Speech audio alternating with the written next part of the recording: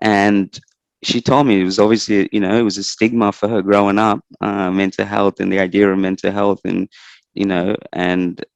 just all the experiences that kind of drove her down that path. But yeah, it really hit me because I was like, it's a big thing, whether we really see it or not, have that connection, and especially for the elder generation as well, like who have been brought up a certain way. I think I'm a bit more understanding, and as I grow older, about that too. You know what I mean? Just their experiences and just, yeah, how it kind of impacts how they shape us. Yeah, Yeah.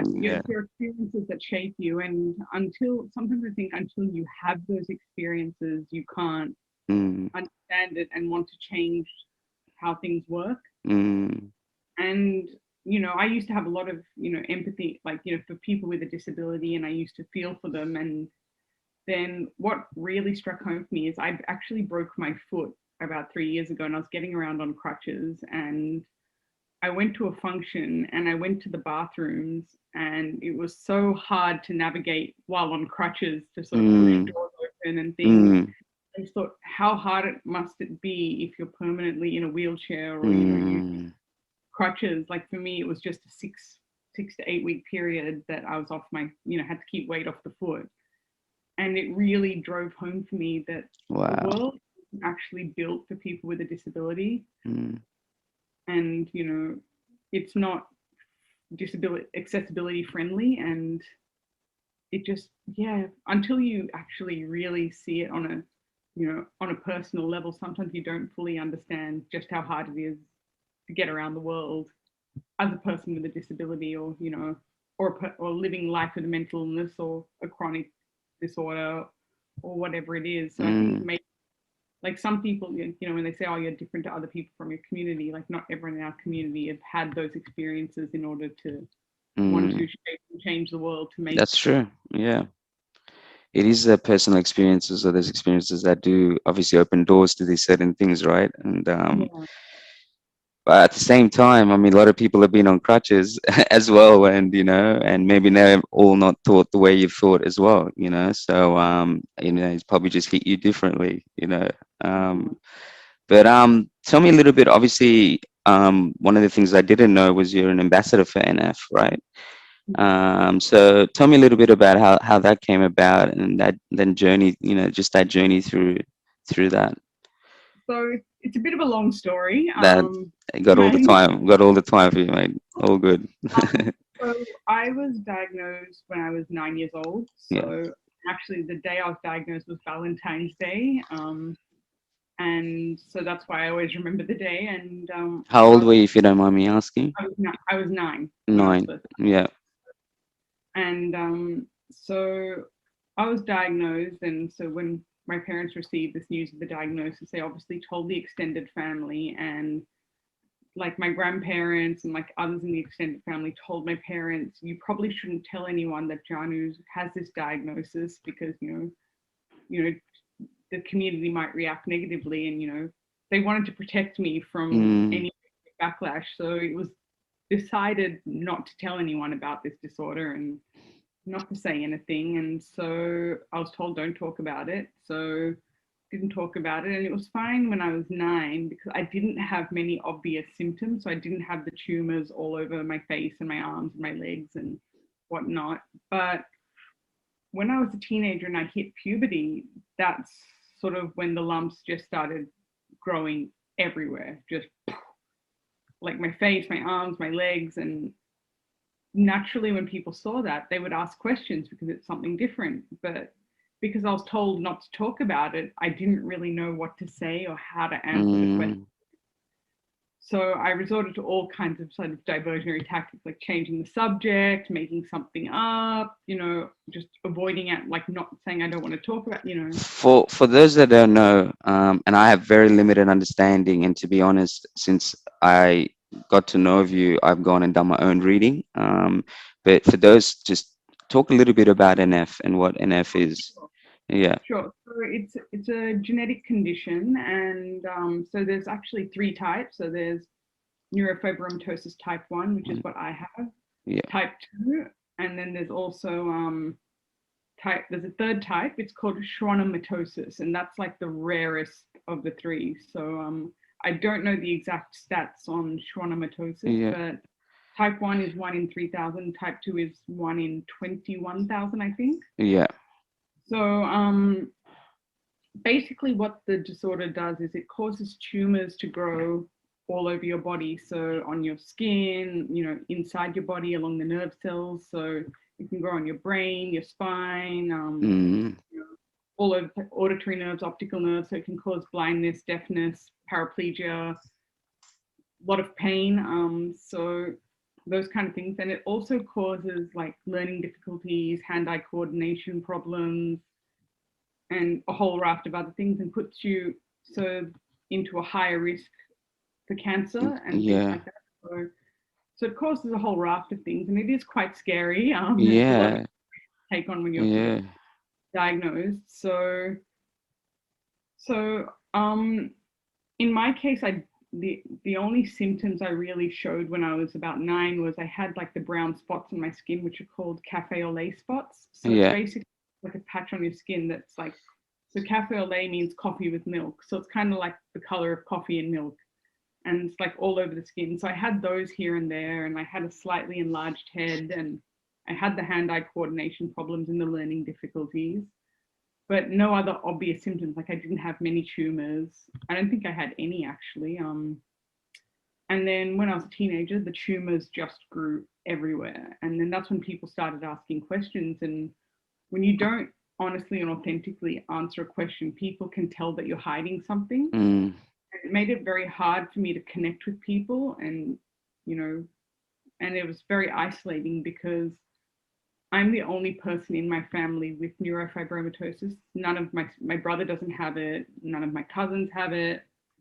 And so with neurofibromatosis, generally it's passed on from parent to child, in most cases. So if a parent has it, then there's a 50-50 chance that the child will inherit it, or it could be a spontaneous mutation. So that's what I was. So Damn. So, yeah, okay. So I'm just trying to take it all in. So the spontaneous mutation. So how is that? Just you happen to just have it yourself? Like that yeah, wasn't. so one of my chromosomes happened to mutate. So Yeah. so for NF type 1, it's on chromosome 17. Yeah. For me, that chromosome So what mutated. what causes it? Is there much study on what causes it? No, They it's just don't that. know. Yeah. It's not Yeah. Okay. happens. It just Yeah. Yeah. happens. Yeah. Fair enough. Yeah. So yeah, so I was the only one in my family. So it was quite hard because we came to Australia, in the 80s. So, as a brown person in a white country, you don't Mm, ever really feel like you fit in.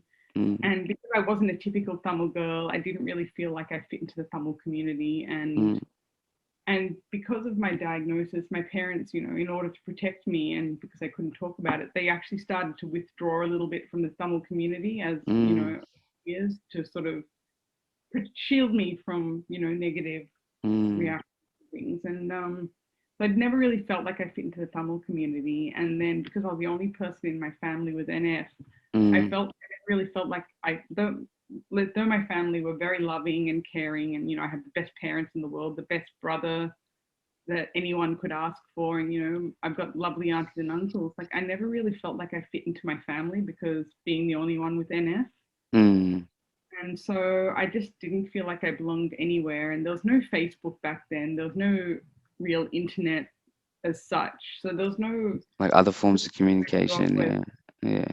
other people with NF. So it was Mm, very lonely, very isolating, very depressing. And so I went through a lot of pain, a lot of anxiety and depression, and there were points when I thought maybe I should just end it all. Then it'll make my parents' life easier, my brother's life easier, and I don't have to put up with all these stares and intrusive questions. And so fast forward 30 years, so 2019, or actually it wasn't 30-ish years, so 2019 I actually had to have an operation to remove tumors from my head, so from my scalp, my neck, and my shoulders. And so I needed to shave my hair off. So I thought, why not turn this negative into a positive and turn it into a fundraiser for the Children's Tumor Foundation and use this as an opportunity to openly talk about my NF and stop being ashamed of it. Mm. So And from the point that you found out and you're diagnosed to 2019, you never like really openly spoke about it or communicated with people about it, about having NF. not really openly. I told Yeah. a few close friends Yeah, over of the years, course. Yeah, like of a course. couple of close friends. Yeah. So But what I mean is like in the sense like, you know, I didn't get up to a and say, point where me and you are communicating, you know what I mean? And I'm able to reach out to you, like actually openly speaking about it and you know, actually providing knowledge and understanding of what NF is. Yeah, to that level. Yeah, I mean, since you found out it would have been 2019, right? Yeah, so oh, that's a long time, man. You know, very long time and yeah, a lot of pain and many, many years of like, and it took a lot of work. I had to do a lot of work inside on myself to have yeah, that courage to. And there was a small part of me that was just fed up of hiding as well. It was mm, a case of, well, I didn't do anything wrong, so why am I being um, punished. Yeah, being punished? Like, why should yeah, I hide? Not like I did something crazy and brought this upon myself. And even though if someone does something and ends up with an illness, it's still not their fault. It was just, bad luck. And so I mm, thought, why am I being ashamed of this? So I thought I'm going to use this as a fundraiser and a platform. So I made a big long post on Facebook talking about my diagnosis and what I've gone through and what I'm doing, and set up the fundraising page. And the post I made on Facebook was actually a public post, so the whole world could see it. mm, And I was completely blown away. Like all these people sent me these really lovely messages of support and kindness and said, why didn't you say something earlier? We could have supported you through this. We would have been there. And I just finally realized that I was worthy of kindness and love and, mm, all of these wonderful things that were coming my way. And so I set an initial fundraising goal of $3,000. And one of my friends, she said that I should set it to $10,000. And I said, no, that's too greedy. Let's just leave it at $3,000. And almost overnight, I actually hit that $3,000 fundraising goal. mm, So my friend said, see, up it to 10, up it to 10. And I was yeah, like, no, that's too greedy. Let's just up it to 5. And, she kept on telling me to go for these high numbers. And then before I knew it, I raised $16,000. amazing. Yeah, And just all this love and support. And people are even ringing my parents and saying, why didn't you tell us sooner? We could have supported you as well. Like, while your mm, child was going through all of this, we could have helped you and blah, blah, blah. And so it was at that point that the Children's Tumor Foundation actually approached me and said, would you like to become an ambassador for the Children's Tumor Foundation? And I said, yeah, sounds good. Let me think about it because I was still recovering. I had my surgery to think about and of everything. course. And Yeah, I had a lot of doubts in my mind. I thought, am I really the right person to do this? And all these thoughts were going through my head. And then I remembered a woman. So her name is Carly Findlay, and she's actually an advocate for people with a disability and body positivity because she has a skin condition or a medical condition. It's called ichthyosis. I hope I'm pronouncing it correctly, which basically causes this, like your skin to be red and flaky and dry and all of yeah, that. So I saw her on the project a few years ago before that, and I thought, wow, what an amazing woman, and why can't there be someone like her who has NF to be this yeah, public face that raises awareness? And I remembered her, and then I thought, wait a minute, I'm a person with NF who can get out there and be a public face and speak up for people with NF, and I said yes, and so I started speaking at events and doing different things. And then fast forward to, pardon me, fast forward to 2020 and COVID-19 kicked in and obviously all the public events got cancelled and I mm, didn't really have ways to speak at these events and things. mm, So this idea popped in my head, why not create video content? And so I worked with CTF and I started putting together little short videos to put onto social media oh, just nice. out there. And I also shared like videos on the importance of getting regular checkups and things for things like cancer, so getting regular breast screenings. And I actually talked about what the whole process is and what happened to me when I went for my first breast screening, because they did find a suspicious lump in my breast and they actually had to sort of, do a biopsy and all of that. So I explained that whole process, and like luckily for me it turned out to be a benign tumor, but that still needed to come out. So I talked about, the upcoming surgery and everything, and yeah, so I talked about all of that. And then so March, so then that was 2020, and Yeah. then roll around to this year. So in February, to line up with Valentine's Day, they have a big NF event called Cupid's Undie Run. Right. Cupid's Undie Run is basically literally people run in I think it's a 2 kilometer race Yeah. in underwear, Yeah. and it's Yeah. to raise funds for the Children's Tumor Foundation. Yeah. So I got involved with the campaign for that, and I actually had the opportunity to be interviewed by ABC, by a wonderful girl named Mridula Amin, and she's a journalist with the ABC, and that's how my story sort of got wider coverage. Yeah.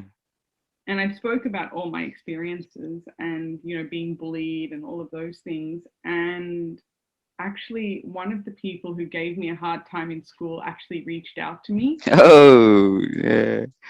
and I was so blown away. And he said, Yeah. you were going through so much, and kids like me probably made your life a lot Yeah. harder.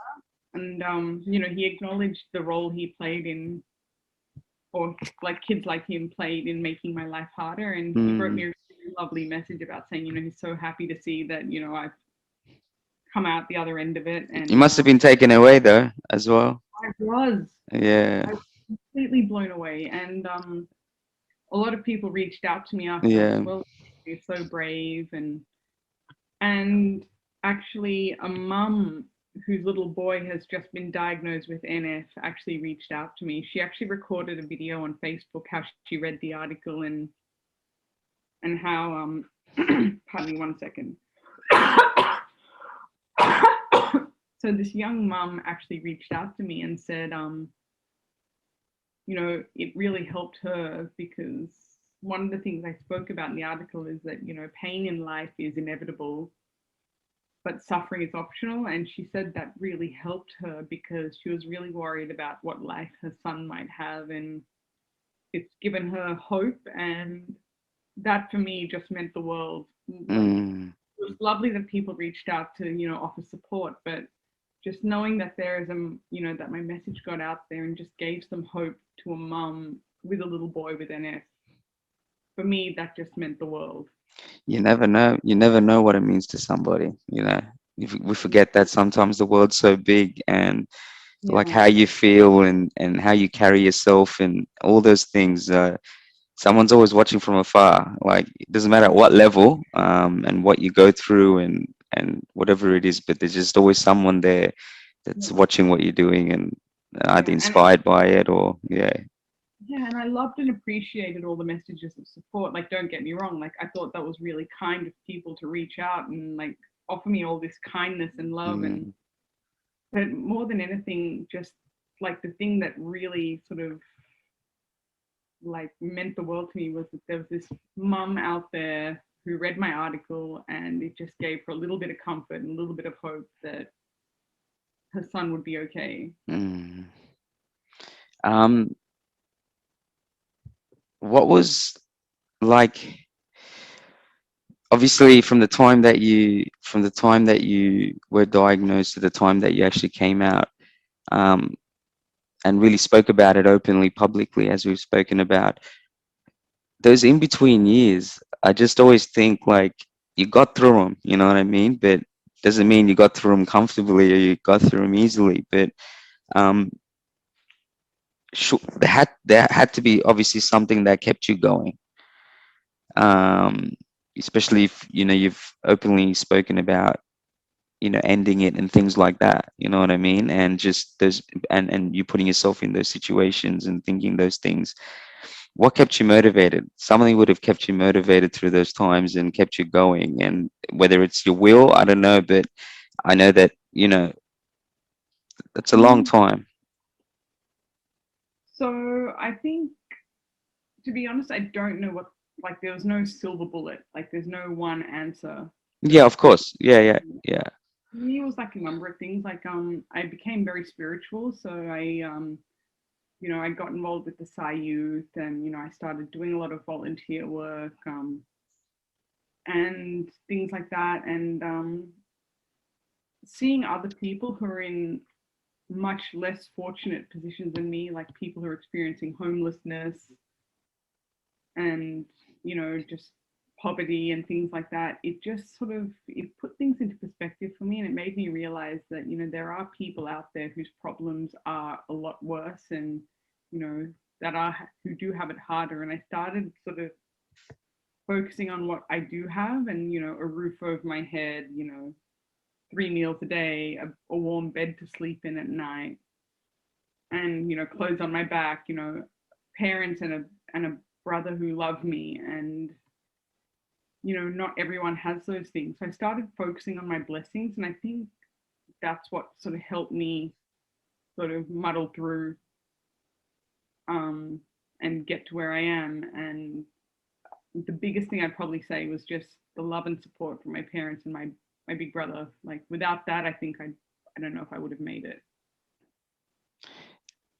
It's it's why, like, I get, so kind of fascinated as well when I met your mom, because like when I put two and two together, and just the way that she spoke, and the way that she carried herself and how passionate she was about it, I was like, once I realized that you were her daughter, I was like, man, like, and I remember telling her, I was like, Makes I, sense. yeah, I was like, I can tell why you got that fire in your belly. So um But I just never thought that I could be an NF ambassador. Like, if you told me 10 years ago, yeah, yeah, you'll be doing it in 10 years' yeah, time, I would have thought you were nuts. Like, yeah. it's just, it just did not add up. And so it was, yeah, it was just in the last 2 years since I came out and opened up about my NF, that's when I realized I could be that person. Mm, And in a big way, neuro has been a massive help over mm, these last sort of 2 years. Um, Neuro has helped me to sort of work through a lot of things. And last year I did a whole heap of courses, mm, with Neuro. So that's a part I actually left out of my story, is that mm, I did. I've done five now, or I'm on to my fifth course. Like, I've done four courses with Neuro, and I'm up to mm, my fifth one now. mm, Working all of that really helped me. Like, and that's where I actually learned that pain in life is inevitable, but it's suffering that's optional. mm, And I also had to, actually learn a lot of forgiveness, because I was holding on to a lot of hurt, resentment, anger at people who'd hurt me in the past. Even my extended family, for telling my family don't tell anyone, because they because they were obviously they were trying to protect me, but mm. trying to protect me, it did more damage than good. So I had to learn to forgive them as well.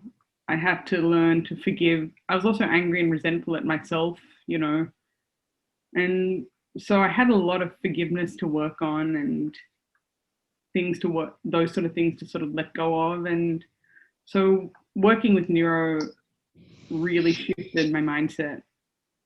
And now my mission is in life is to make sure that someone else out there, whether they have NF, whether they have some other chronic disease, that it doesn't take them 30 years to open up and let go of the shame and reach out for that help and that love that they all deserve. It was it essentially a perspective, a different perspective on how your outlook on life, being able to work through things that were impacting you and affecting you? Was it just was understanding and having a different perspective of it? Yeah, so it was a different perspective, but Mm, I also met through the course wonderful people, and mm, who've become like my tribe. So a tribe of people who have that same mindset and want to push forward and do better and encourage you to do that as well, and mm, you encourage them. And having that group of people around me has helped as well. I've got wonderful friends and this wonderful tribe of people. Like now, the people who I surround myself with are positive people, are driven people, and they're kind, they're compassionate, and empathetic. They understand things. And now that I've surrounded myself with, I guess, if you will, better people, and I'm not saying that the people I surrounded myself with no, no, before were no. Yeah, but more you're finally utilizing your energy and using energy, and you're drawing that same energy back. You know, correct. yeah, it's there's nothing wrong. I mean, that's what we all want. And Mm. in a funny way, I think anyone that's ever doing what they really want has to go through that experience. You know, but you do realize that if you feel very strong about something and you really put it out there. Chances are you'll attract what you're looking for, you know. And Neuro says this a lot, and Mm, it's your vibe attracts your tribe. mm, mm, So when you put out that positive sort of development minded sort of drive out there, you will yeah. attract that back. Um, And yeah, I've got wonderful, like I already had wonderful friends, and now I've got even more wonderful friends in my life through this program, and who we try and catch up with each other on a regular basis to keep each other motivated. And like we have a little like Facebook chat group and things like that, just to sort of yeah. keep tabs on each other, keep in touch, keep motivated. What was it like? What was the process like actually having to forgive? Like, especially like, I know for me, like, especially with extended family, like, there's a large part of your life that interaction is there, right? As you're growing older, it's a lot to give up, like a lot to forgive. Sorry, you know what I mean? And So um, like, forgiveness, yeah, go for it. it's Yeah. it's actually it's it's actually a very selfish act, forgiveness. And you probably think that sounds strange because you think it's a generous, but you don't forgive someone for their benefit. Mm, Like you forgive them for your own benefit, because if you're holding on to all that hurt and resentment inside, it's like drinking poison and expecting the other person to die, if that makes sense. mm, So by forgiving, you're stopping drinking that poison, and you're just looking after your own well-being and your own mindset and your own mental health and your own sanity, and you do it for yourself. Don't do it for the other person, or if you're not really doing it for that other person. So once I realized that and understood that, I'm not doing it for the benefit of the person who betrayed me, I'm doing it for the benefit of my own well-being, then mm, that's what helped me to be able to really work on that forgiveness piece. mm. I guess And in the end, you gotta address it. You gotta address what the real issue is, right? And it's the way you put about like not forgiving them for their benefit. Um, you realize how much you can do that, not just in this situation, right, but generally in life, right?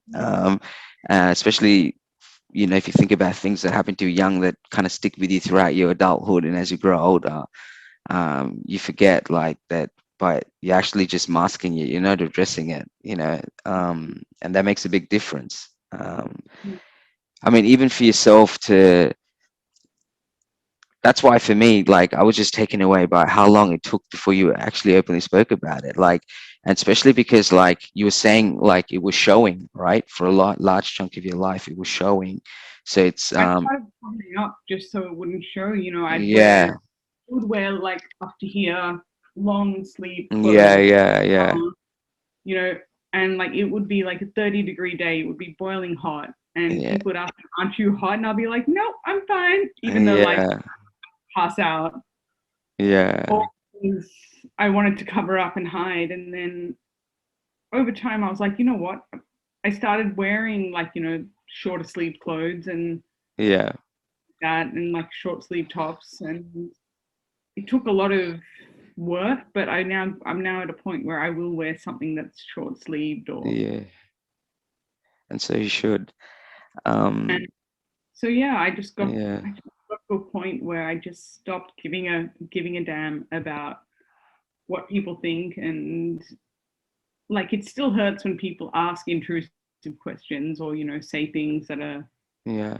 not cool, but I'm working on it, and I'm working on ways to address that.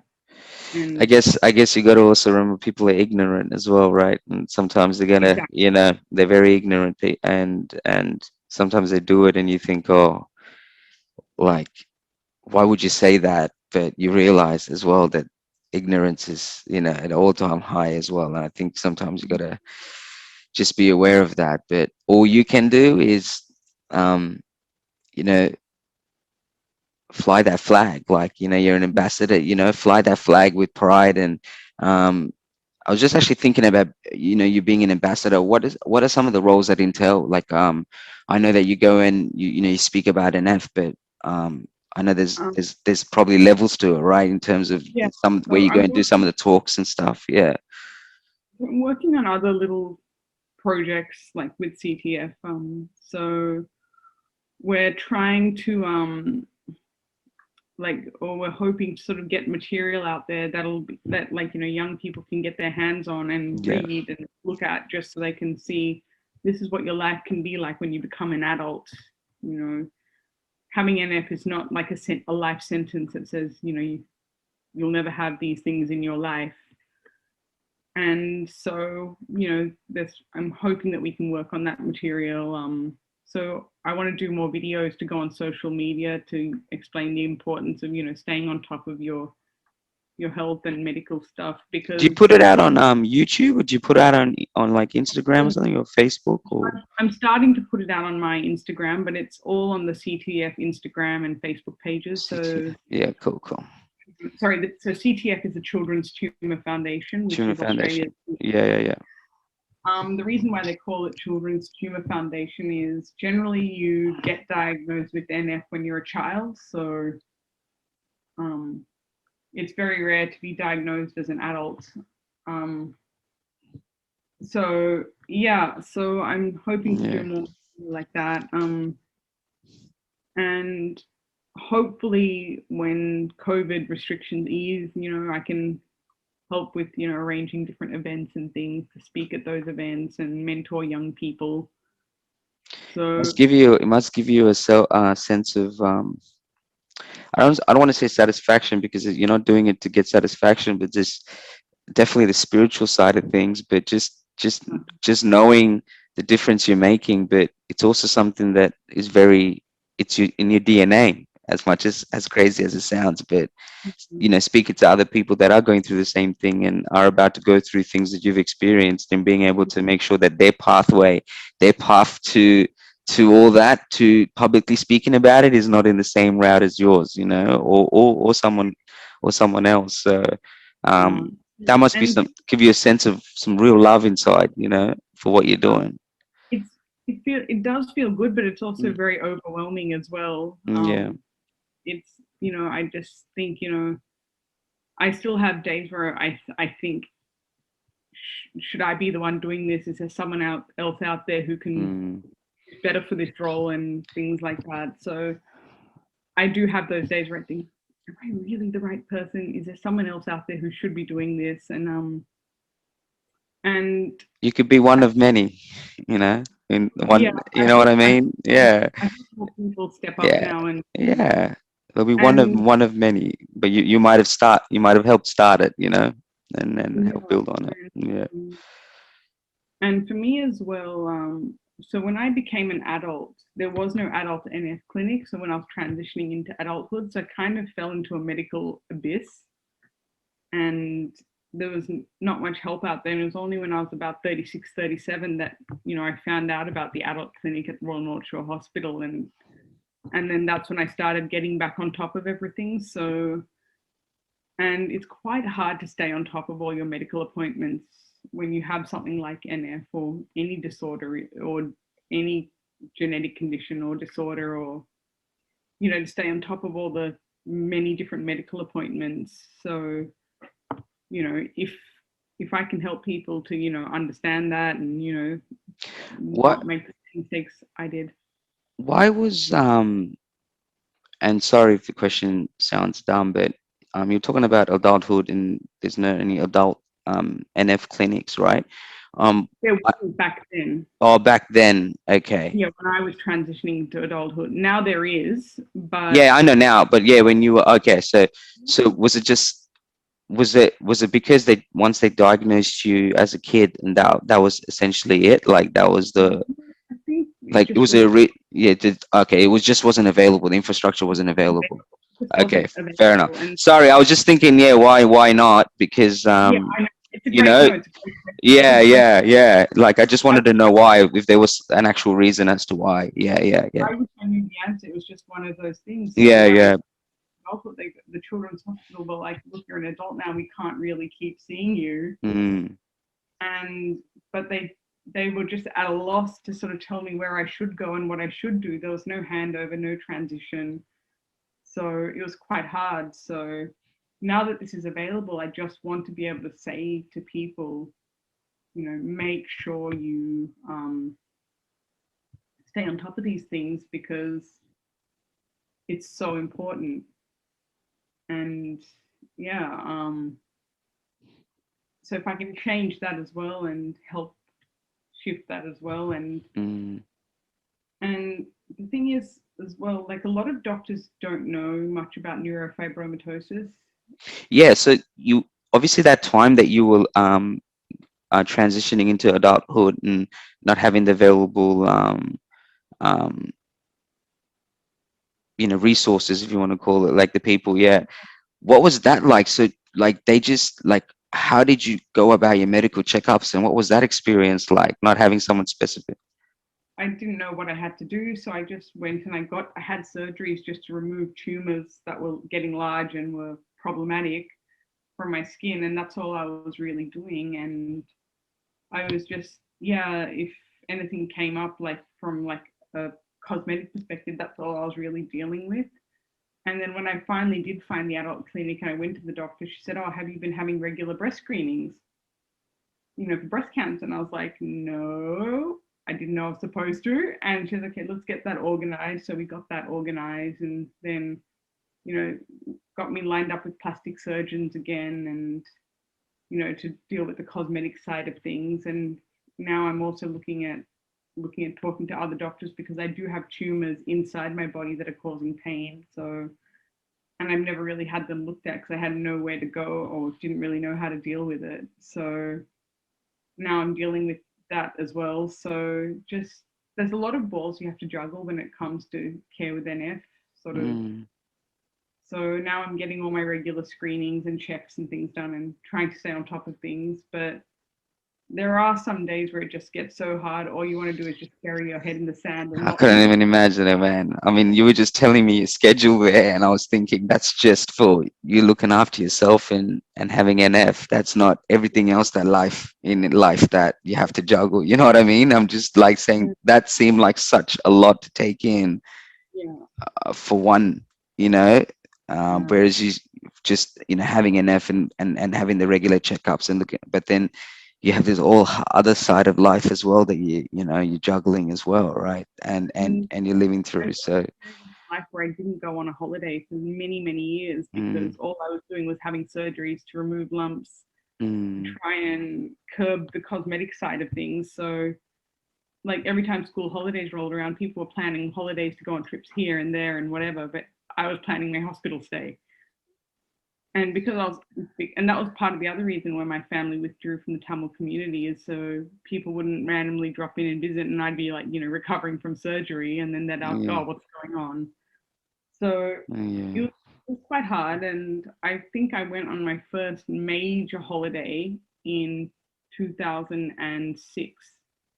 So when I was 22 years old, that was my first sort of big holiday, which was a trip to England, and that was for a relative's wedding. But because I decided to add a couple more weeks leave and went away to and I went around. I did a very quick tour just around Europe with my mum, and that was my first big holiday. Mm, And then my next trip after that was again to London for a relative's wedding. And then I stopped in Singapore on the way back for a friend's wedding. And then I haven't really gone on a big holiday since then. So mm. that was what, 11 years ago now? Yeah, that's crazy. Yeah. Yeah. So, But I just with just in general with studies about NF and just the pure understanding of it, has are we at a stage in society now, or are we heading towards where there's a better understanding, and in terms yes. of And in terms of treatment, in terms of that aspect of it, are we in, like, is are we further than where we were yesterday, in without we're it's being too getting there, getting yeah, there. So mm, there's no real treatment for yeah, NF. So there's no treatment, no cure. yeah, You can have surgery to remove tumors, things like that. There are clinical trials that have just started like for, so like testing trials. yeah, Yeah, so yeah, drugs, but that's for people with more like the large, what are called plexiform neurofibromas, which are the really large ones, which, like, knock on wood, I don't have. So there are some trials out there, but it's only just sort of beginning in the last year or two. mm, We've been very fortunate. So the Morrison government has given $8 million to the Children's Tumor Foundation. So 7 million will go into research grants, and the remaining 1 million will go to other support services for that CTF offer.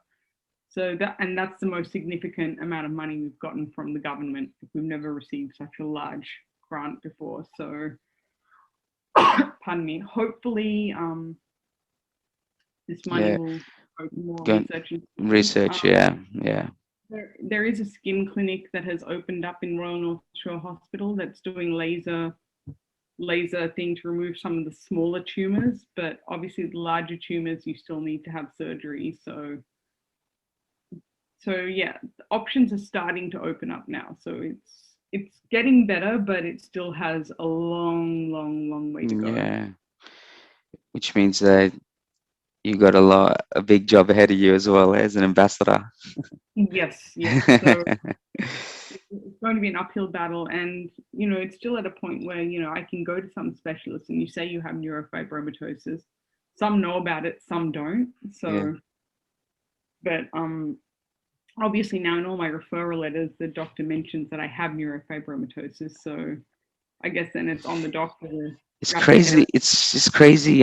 It's not even from a general public perspective, like just say someone like me, but from a scientifical kind of, like, from a science perspective and medicine perspective, the lack of knowledge or understanding, like that, like just not the lack of awareness Yeah. about NF and just the So it's a lot of disorders out there that people, yeah, oh, what's that? And yeah. I mean, yeah, and like you said, it's not the only thing that exists, but it's just the impact of NF just on your body, you know. yeah, And as you said, it's just like when you were just saying all the different, all the different things that come with NF and that can impact you, right from your hearing to your sight to, even just cancer, and it's ridiculous. Like it's just it's a lot to take in. Like and obviously then there's three types, right? You were saying there were three types as yeah. well. Yeah. Um, have you have you found, like, communicating with people? I know that you spoke about the mom that read your the article, the post that you wrote. What's that interaction been like for you, and meeting other people with the same disorder as well? It it's actually been very I I don't know if comforting is the right word. but just knowing that you're not alone, like it just gives you a sense of, yeah, ease, I guess, that there are other people out there who are going through it too. And having these groups on Facebook where there's thousands of people across the world who are in these groups, who you can actually post a question on the group and say, this is what I'm experiencing, does anyone else experience this? And you can, so you know you're not crazy. Yeah. And there are times when I have experienced things and doctors have said, look, I don't know if this is NF related, or they say, or they'll sort of say, no, no, no, it couldn't possibly be related to NF.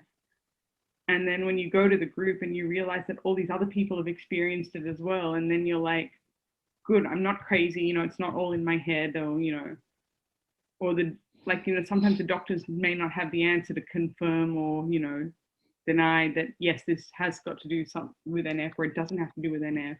And Like there are ultimate, yeah. And ultimately, it's just yourself or even people who have NF that can understand that pain or what you're going through, right? yes, And that's the crazy. exactly. That's the crazy thing about it all is that, um, yeah, unless you're going through it and unless you're actually dealing with it, And no, there are some that I'm a pretty, as you can see, I'm a pretty positive person, but there are yeah, some where I just feel like, oh my god, this sucks.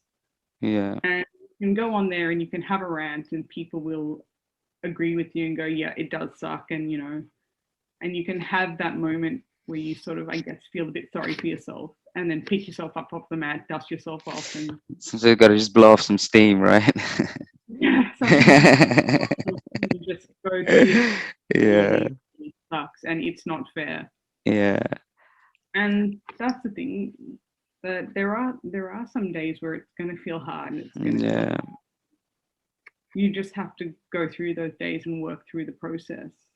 And What is it like communicating it with your parents and your brother, like people that are your family that have, you know, um, that probably know you more than anybody, right? And yeah, just being able to communicate with them and getting them to, I don't know if they try to get a sense of understanding to try to feel it, or just a sense of letting you having the platform to speak, just to speak yeah, your mind and speak what's in your heart. But what's that yeah. communicate? What has that process been like to be able to communicate with them and getting them to have a better understanding of what you've been going through all this time as well? Which is big for them to hear. I'm assuming as well, right? It's a lot for them to take in as well. Yeah, and I'm very, so I've got an older brother. He's 5 years older than me, and Yeah. I've got to say he is the best big brother that anyone can ever ask for. Like he supports me in so many ways, and I do vent to him, and obviously he can't really sort of say much because he doesn't go through it himself. Like he can agree with me that it sucks, but more than that, he's actually been just someone just to pick me up when I'm down. And I do have one story that, so this was 20, so this is about 6 years ago. So my cousin was getting married, and I wanted to find a nice dress to wear to the reception. And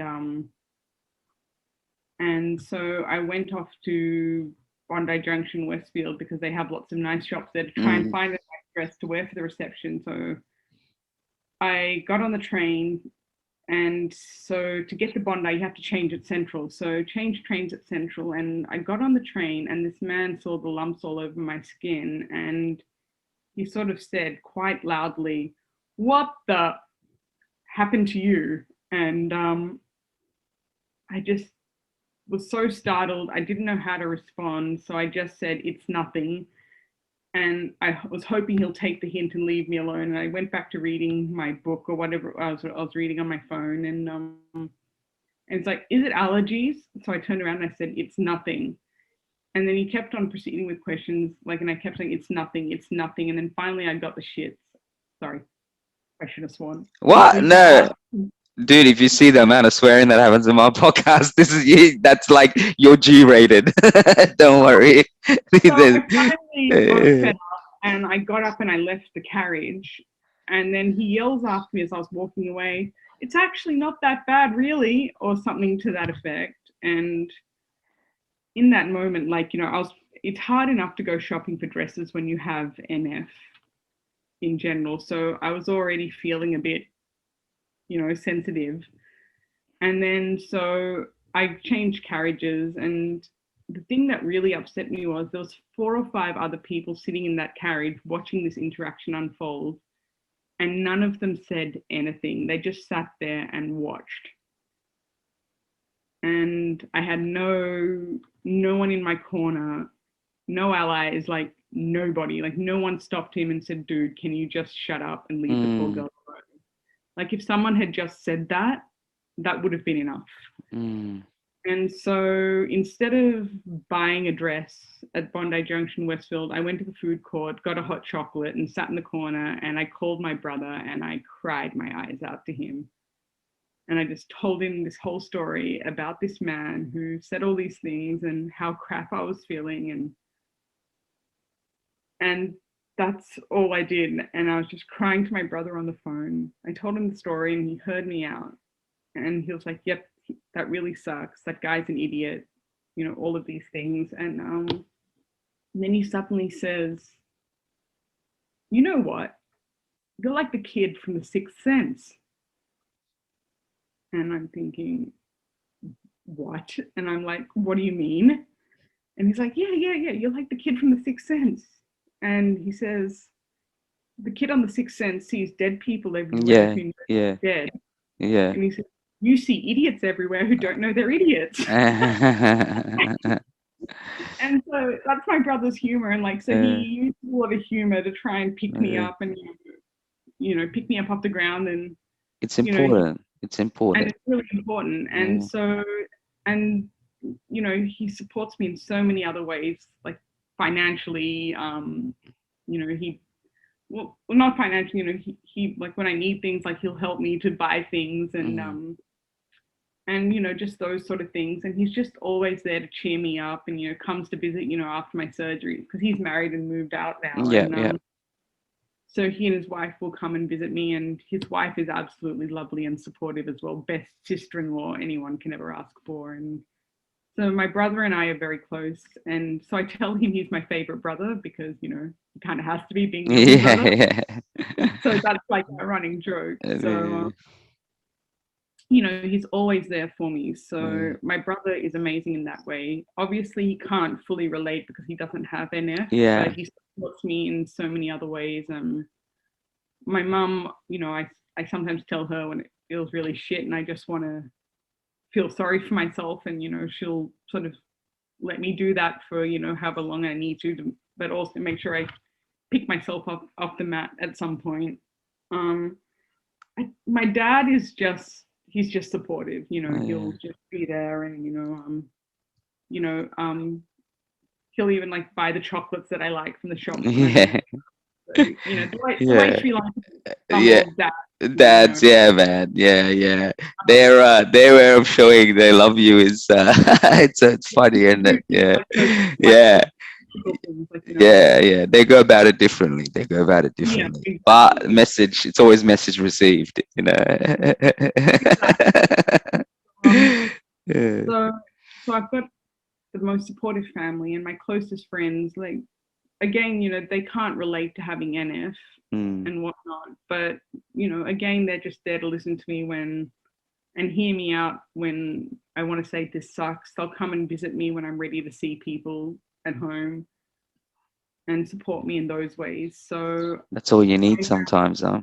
yeah, and that's all you need. So Mm. I don't have like 50 million friends like a lot of other people do, but the friends I do have and the circle of people I'm now surrounded with are That's the all best, that matters. Yeah, and that's that's all that all that matters. Yeah. you don't need, Mm. 50 million people like in your life. I don't want 50 million people, man. You know what I mean? A lot of If I people. can count with my fingers up, you know. But I know what you mean. It's yeah, it's not. It's not. The When you're power, young, of popularity, course. Of course. Of I'm like, course. that stuff doesn't matter. Oh, sucker for it, man. I know I was, you know. But no. Like when you're in high Yeah. school, you like, wish you were the cool, popular kid. Yeah, yeah. It's My brother had lots of friends when we were growing up, and I used to mm, think I wish I could be more like him and have lots of friends who think he's cool and yeah. be one of Yeah. the cool crowd. But at the end of the day, that stuff doesn't matter. And No. I realized because when my brother got married, there were only 15 people at his wedding, Mm, including him and his wife. mm, And he had his three closest friends there, and I realized that's all that matters in life, just your close friends. Like, you don't need to be the cool popular guy that yeah. everyone knows, or the cool popular girl that everyone knows. Yeah. I think a lot of things, and I sound like a broken record when I say, but I always say a lot of things that seemed relevant, I realized is actually irrelevant in life. And, and I realized how much relevant things seemed were actually relevant to me. Like, Yeah. when you're growing up, and I don't know if it was the same for yourself, but it's like I call it errors. You're caught in this error, and you think this is my world. These are the only people I'm ever gonna know. These like and you're thinking you're getting older, and this is what life. And then get to a certain point, and I realize like, man, it's so tiny, that part of my life, that I don't even like think of it. You know what I mean? Like, it's irrelevant. It doesn't matter. But Mm. those are just natural progressions through life. But you do realize how much having a support system matters, because um, you know the support system that I have, I value it. Every day I tell myself I value it, because you realize how much of a difference it makes, a massive difference. And you talk yourself crazy sometimes, like everything I'm doing now, from a podcasting to everything else that I'm doing with my brand. Like, I used to think about it for years. And um and obviously I'm not trying to compare the two here, but I'm just talking in general terms. But Mm. um it's different when you're talking like a madman, and then you're actually talking and someone's listening. You know what I mean? And it makes a big difference. Yeah. But for people like myself, and for other people that are watching, what can we do to bring more awareness, and help out your cause, and you being an ambassador for NF, to kind of Um, close it off? that would be, I guess, if you do see any articles or anything, like for example, my ABC article, or if you see something, share it on your Facebook, and just, so people know that people with this disorder exist. But more than anything, just be kind. Be kind to people. And if you see any form of, like what happened to me on the train going on, where people are being, unkind, or, unnecessarily intrusive, just step up and, like, speak up and sort of step in and say, hey, back off. Don't do that. It's not cool. And sort of, I guess, be that change for that space around you, if that makes sense. Yeah, yeah, yeah. Well, that's definitely you Because got. I can say it, but then, people might not receive it as well, because they might just think, oh, you're just saying that because you're a person with NF. Yeah, Whereas the person without NF speaks up yeah. and They ain't sort of gonna says, they ain't gonna be thinking that when I put it out. Don't worry, no one in my plan. They know me, man. When I yeah, no, it's important. It's important. On a serious note, it really is important. And when everyone's going through, I always say, right, and I don't know if it's gonna sound stupid, but I always say, with pain, the way I experienced it, the way I grew up, I feel like the feeling of pain, there's a there's a same level to it, yeah, amongst people, but the experience of pain is different amongst all of us. yeah, So how I experience pain and what I've experienced is different to you, but what you're going exactly. through, I believe that you can have some sort of, if someone is feeling a certain way, you felt that way, then you know Yeah. what they're going through, then you know the pain that you went through. But their experience of pain is different. And for It me, is I know, speaking up about it, and you openly speaking about it, and now that I know more in depth about what you went through, and how long it took from when you were diagnosed to when um, you felt comfortable to openly speak about it, and then everything you're doing as an ambassador now, like, it's not easy, because I know that something not even mind-boggling enough, and even close in terms of what you went through, it was so Mm. difficult for me to speak about certain things, that Yeah. whatever I to whether it's to my wife, or to my parents, or to my brother, or whatever it is. So I always say the feeling of pain, you should be able, we can connect that way, but the experience of pain is always going to be different amongst everyone, So pain is universal. Everyone goes through pain at some point of Yeah, their life. yeah, Like if someone tells me, "Oh, my life is pain free," then I'll be like, "Yeah, yeah, okay, cool." yeah. Boring. Like, and I go, "You're probably in denial, or Yeah, or you haven't experienced it yet." yeah, And pain will come to you in your life in some form of another. So that's why yeah, you need to be kind to people always. Because so this quote that I read somewhere is, "Everyone is fighting a battle that you know nothing about. So be kind always." yeah, 100%. And be an ally, like sort of step up and sort of say, that's not cool and that's not acceptable. So that way people who are going through something feel safe in the world, if that makes sense. Yeah, of course, of And course. and feel like they can move through the world Mm, without being hassled, or and that someone will stand up for them. yeah, Because I felt in that moment on that train, I felt so alone. And you know and so I actually related the story to someone else, and they started sort of making excuses for this man, or like maybe he didn't, maybe he was this, or maybe he what, was that. really?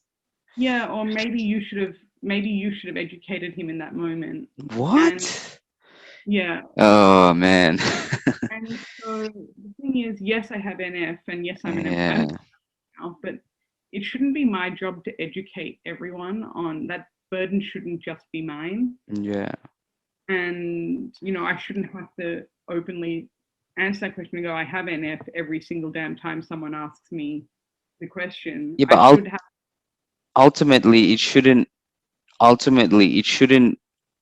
no one, let alone yourself, should have been put in that position in a public transport. You could swing it the other way and say he should have had the manners to just, Keep at it least come quiet. about it the right, yeah, come about, if you really really really wanted to know, you could approach it differently. There's a way you Yeah, can not approach what people, right? Yeah, happened. exactly, like that guy deserves a slap across his face. Like there's no fucking excuse or anything that's going to make sense of how he behaved, because end of the day he could have behaved differently. But You're right. you're right, like you're He right, was lost. Maybe he yeah. wasn't No, educated. and maybe, Sure. yeah. And maybe he's going through his own pain, right? Like we were saying, maybe he's going through his own pain. But But I also have the yeah, right to say I don't want to talk about it. And yeah, exactly. like, 'cause there are some days where I don't want to talk about it. Yeah. I just want to ride my train and go to work or go wherever I'm going and not have to talk about it, and just not have that conversation, because it's not just my job. It's not my job to sit there and educate people just because I have this disorder. Yeah. I should be able to just enjoy my train ride in peace. And And look, we live in a world now where we can communicate, and we can communicate and spread a cause like that to thousands of people. You know what I mean? And let's not fool ourselves here. Like it's the only way we achieve anything to the heights that I feel we should go, or that the awareness that we're trying to bring is together. You know what I yeah, mean? And not someone going through NF, or someone with a particular cancer going through it to spread it. It's everybody, and I just think, we have that opportunity, we have that platform.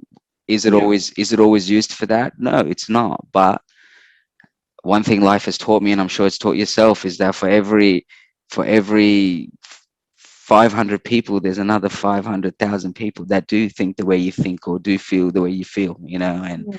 kind of got to focus on that, and focus on them, and yeah, and So keep pushing the cause. And it's important for me, and I wanted to share it. And obviously, when I do eventually share it on, the way I do share it through Instagram and etc., I'll have the links and stuff to CTF, yeah, yeah, Children's Tumor Foundation, right? yeah, Yeah. And yeah, and that's why I asked you where you dropped your video, because I'm pretty sure I follow your Instagram, and I'm like, man, I'm pretty sure I haven't seen any videos. But then oh now it no, makes sense. No, but yeah, that's I all will right. also So that's why I said, yeah. So my I'll drop the links, and honestly, Jana, I want to say, it's like Jana. It was almost close, but I really do appreciate it, and I do think, look, I don't want to sit here and, because, oh, you're courageous, and no, I really do I'm sure you hear it a lot, but it is quite inspiring. It is quite inspiring because I'm not going to sit here and say I know what it's like, but I know what it's like to finally make peace with certain things and actually come out and openly say how you Oh, feel. You know what I mean? And 100. talk about it. And I can understand that aspect of it. And that's what, and that's what made it more powerful for me because I couldn't even imagine what you were going through in that period. But I know that relief and that I know that I could see just from what you've done from the time that I've got to know you and following what you're doing, what it means to do what you're doing. And Yeah. I can empathize with that. So but I really do appreciate you sharing your story, and I really do hope, man, not just my platform, so many other platforms get a hold of you and allow you to tell your story. Because the, there's some the crazy aspects of it is like I said, the lack of awareness from a medical sense, given what you do go through and how it impacts your body and yeah, it's just crazy to me that um, but I'm I'm gonna do what I can with my platform to help you. Thank you. There's other things that I do share things like videos and things that are happening in Australian culture. And that's the whole idea of my platform is that, I wanted to build something like pretty much that kind of unites the Australian culture in food, music, whatever it is, but Yeah.